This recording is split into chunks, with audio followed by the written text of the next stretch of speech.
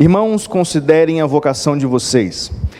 Não foram chamados muitos sábios segundo a carne, nem muitos poderosos sem muitos de nobre nascimento.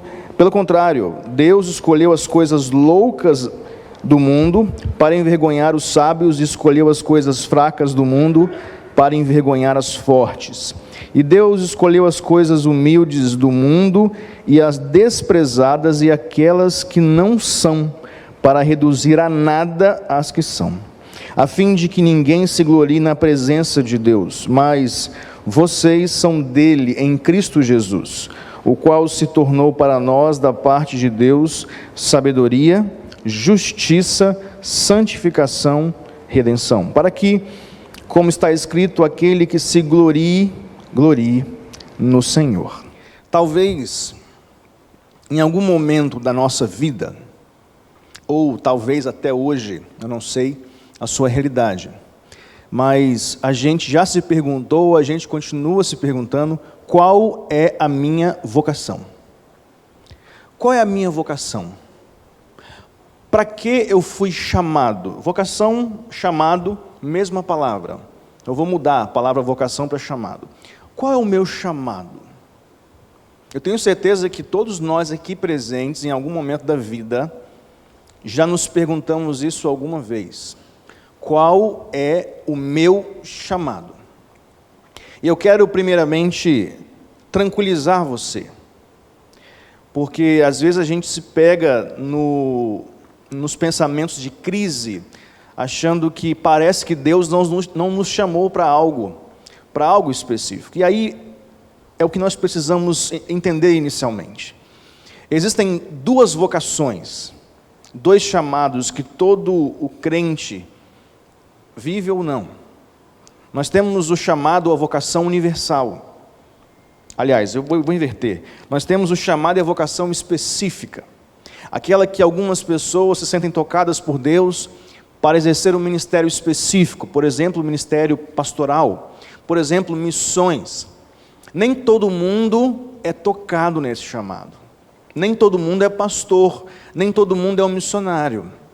Mas da mesma forma existe a vocação universal, o chamado universal, e é justamente dentro desse texto que nós acabamos de ler. Veja bem, a vocação universal e o chamado universal é uma obrigação de todos nós que cremos em Jesus. O que é o chamado e a vocação universal? Uma vez que nós cremos em Jesus Cristo, nós estamos então chamados, vocacionados ao ministério do relacionamento.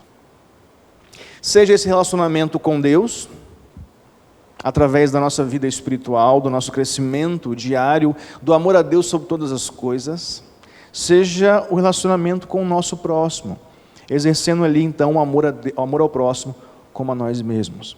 E quando eu vejo o versículo 26, é justamente o que se trata da nossa realidade enquanto vocacionados universalmente. O versículo 26 vai dizer: irmãos, considerem a vocação de vocês. Se há necessidade de considerar uma vocação, quer dizer que ela existe.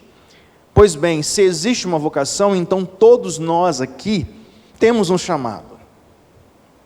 Talvez até hoje haja dúvidas no seu coração.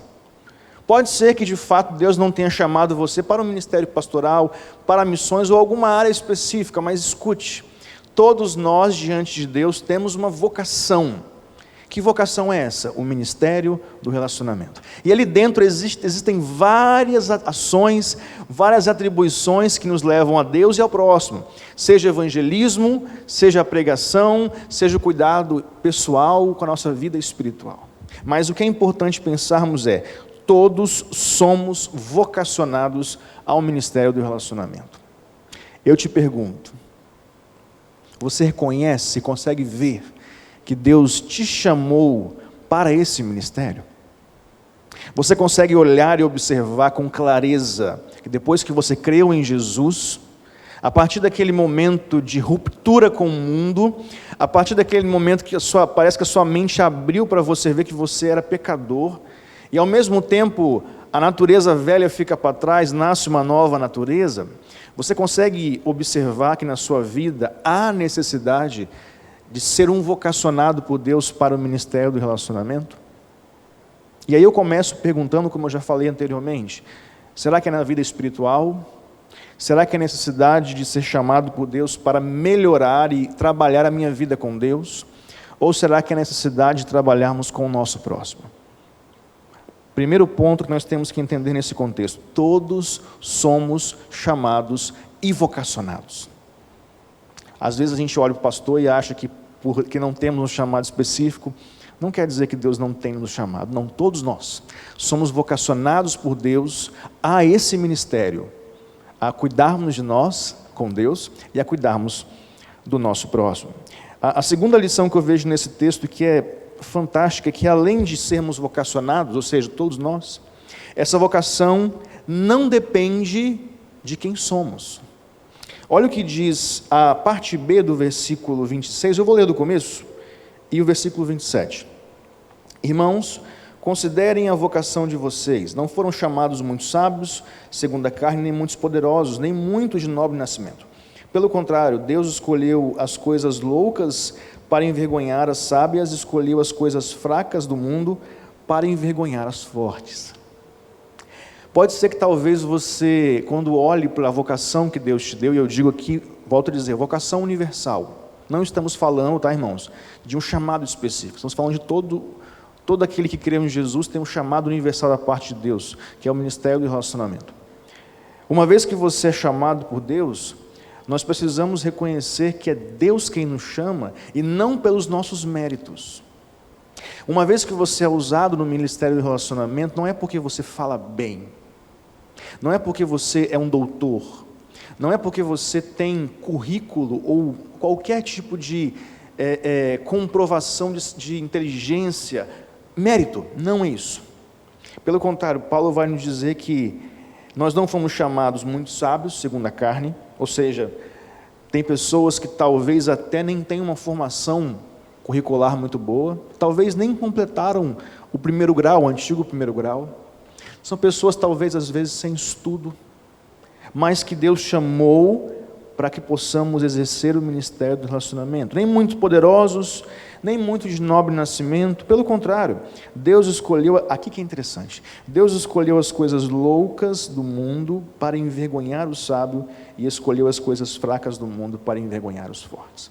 Como é possível alguém que viveu uma vida toda errada, simplesmente Deus transformar e aquela pessoa passar a ser um canal de bênção na vida de muitas pessoas?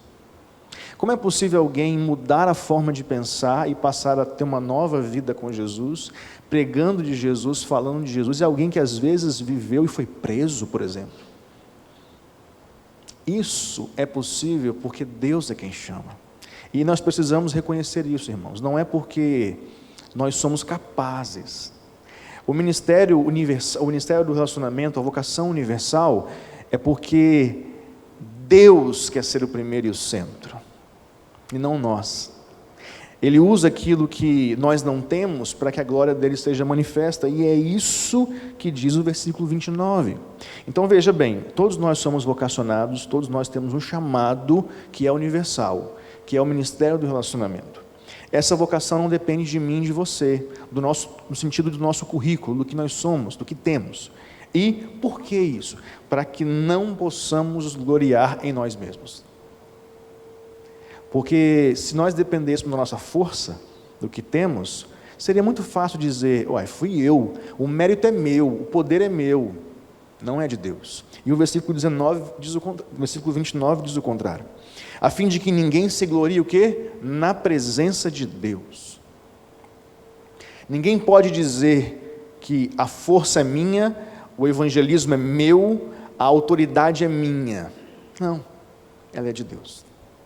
Então, quando a gente entende que o ministério do relacionamento é parte de nós, da nossa vocação, de cuidarmos uns dos outros, de cuidarmos de nós mesmos, entendendo que quando eu olho para o meu irmão, às vezes eu sou tão pecador como ele, sou tão falho como ele, mas eu entendo que eu sou usado por Deus, mesmo na minha fraqueza, para quê? para que a glória de Deus se manifeste, para que eu não possa me gloriar em mim mesmo.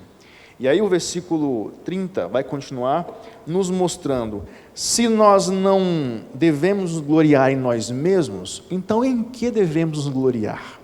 Ou seja, qual é o motivo de glória que temos que ter naquilo que fazemos? Em Deus.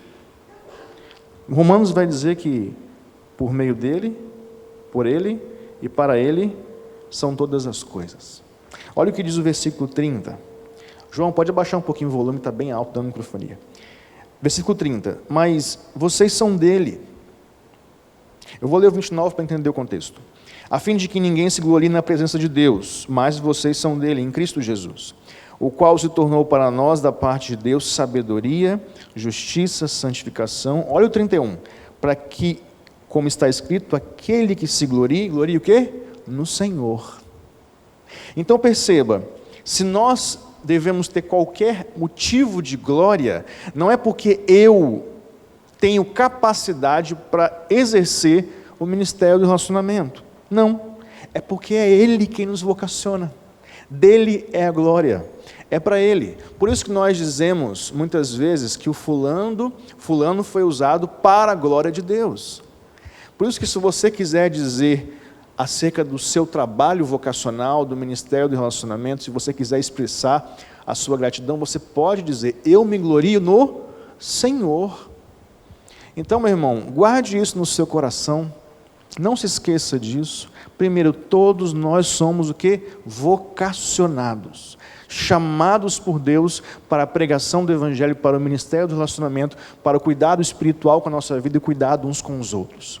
Essa vocação não depende de nós, depende de Deus, porque nós não seríamos capazes de sermos usados se não fosse por Ele.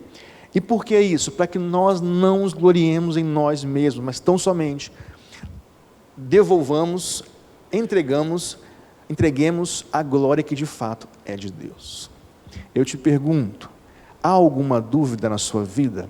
Se de fato você ainda não tem entendido qual é a vocação, então que fique esclarecido a partir de hoje em nome de Jesus. Todos nós somos chamados por Deus. Se você não é pastor, se você não é missionário, se você não tem um ministério, um chamado específico, não fique frustrado.